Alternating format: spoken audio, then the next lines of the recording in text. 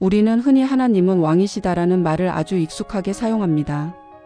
하지만 조금만 생각해 보면 이런 질문이 떠오릅니다.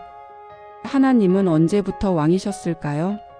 처음부터 왕이셨을까요? 아니면 어느 순간 왕이 되신 걸까요? N.T. 라이트는 이 질문을 정면으로 다룹니다. 그리고 그는 말합니다.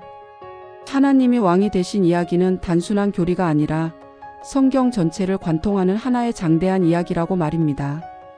성경의 첫 장면을 떠올려 봅시다. 창세기에서 하나님은 세상을 창조하시고 인간에게 맡기십니다.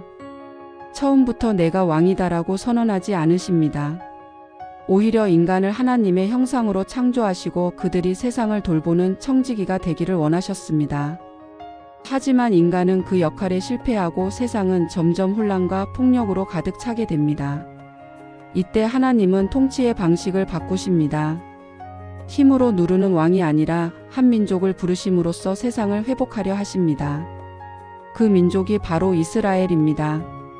출애굽 사건은 이 이야기에서 아주 결정적인 순간입니다.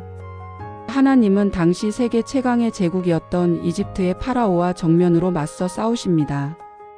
10가지 재앙 홍해의 기적을 통해 이스라엘을 해방시키십니다.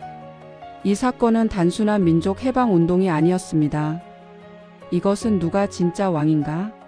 라는 근본적인 질문에 대한 하나님의 분명한 대답이었습니다. 파라오는 스스로를 신이라 여기며 백성들을 억압했지만 하나님은 억눌린 노예들의 신음소리를 듣고 그들을 해방시키는 분으로 자신을 드러내십니다. 바로 이 순간 이스라엘은 깨닫게 됩니다. 우리에게는 이미 왕이 계시며 그분은 다른 어떤 왕과도 다른 방식으로 통치하신다는 사실을 말입니다. 하지만 시간이 흐르면서 이스라엘은 인간 왕을 갈망합니다. 다른 나라들처럼 눈에 보이는 왕을 요구합니다. 하나님은 그 요구를 허락하시지만 동시에 경고하십니다. 인간 왕은 언제나 실패할 수 있다고 말입니다. 실제로 사울과 다윗, 솔로몬을 거치며 왕정은 점점 무너져 갑니다. 성경은 이 실패를 숨기지 않습니다. 오히려 인간 왕들의 한계를 통해 진짜 왕은 누구인가를 계속 묻습니다. 선지자들은 끊임없이 외칩니다. 왕은 하나님이시며 인간 왕은 그분의 대리자일 뿐이라고 말입니다. 결정적인 사건은 바벨론 포로입니다. 나라가 망하고 왕도 사라지고 성전마저 무너졌을 때 이스라엘은 절망 속에서 묻습니다. 하나님은 정말 왕이신가? 그때 이사야 같은 예언자들이 놀라운 선언을 합니다. 너희 하나님이 통치하신다.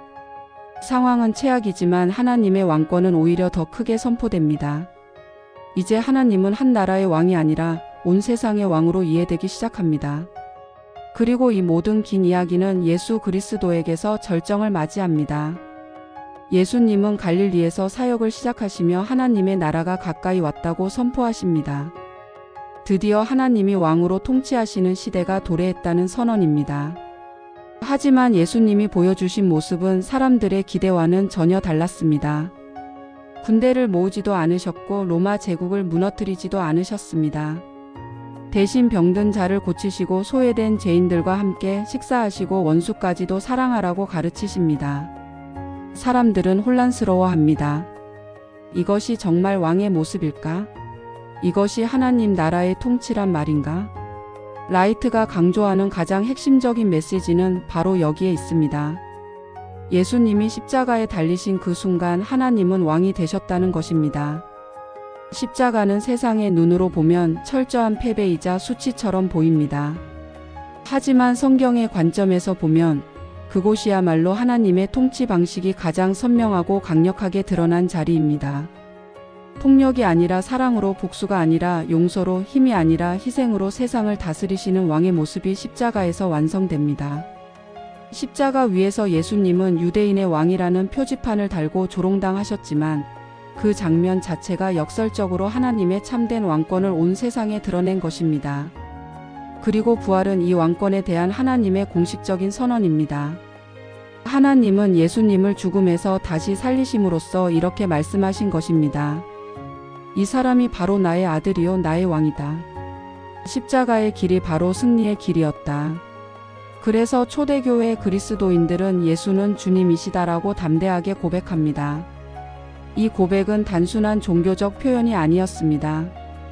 당시 로마 황제만이 독점적으로 사용하던 주라는 칭호를 예수님께 돌려드리는 정치적으로도 아주 급진적이고 위험한 선언이었습니다. 라이트는 우리에게 분명히 말합니다. 하나님의 나라는 우리가 죽어서 영혼만 떠나가는 저 먼 하늘나라가 아니라 지금 여기 이 땅에서 이미 시작된 하나님의 통치라고 말입니다. 예수님의 왕권은 교회 건물 안에만 갇혀 있는 것이 아니라 정의와 화해, 치유와 소망, 평화와 사랑으로 이 세상 속에서 구체적으로 드러나야 합니다. 하나님은 이미 왕이 되셨고 우리는 바로 그 왕의 통치에 동참하고 협력하도록 부름받은 하나님의 백성입니다. 결국 하나님은 어떻게 왕이 되셨는가? 라는 질문에 대한 대답은 이렇습니다. 하나님은 무력으로 왕이 되신 것이 아니라 긴 역사를 통한 이야기로 신실하신 언약으로 그리고 마침내 십자가의 자기 희생적 사랑으로 왕이 되셨습니다. 이것이 바로 NT 라이트가 우리에게 들려주는 가장 크고도 아름답고 놀라운 복음의 이야기입니다. 이 영상이 도움이 되셨다면 구독과 좋아요 부탁드릴게요. 감사합니다.